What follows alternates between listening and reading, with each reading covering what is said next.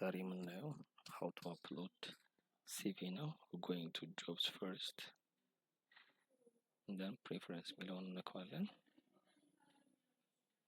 ከዛ resume and application data የሚለውን እንገባለን። so let's say ይሄን ቀድሞ የነበረውን delete እናደርግና upload resume ይላል።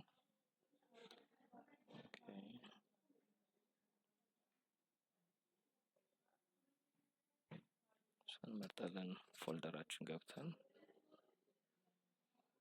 and then ጨርሰናል ማለት ነው። አፕሎድ የሆነው ሲቪውን ማየት ከፈለግን ስንገባ አሁን አፕሎድ ያደረግነውን እናገኛለን ማለት ነው። አፕላይ ስናደርግ ቀጥታ አፕላይ ማድረግ እንችላለን።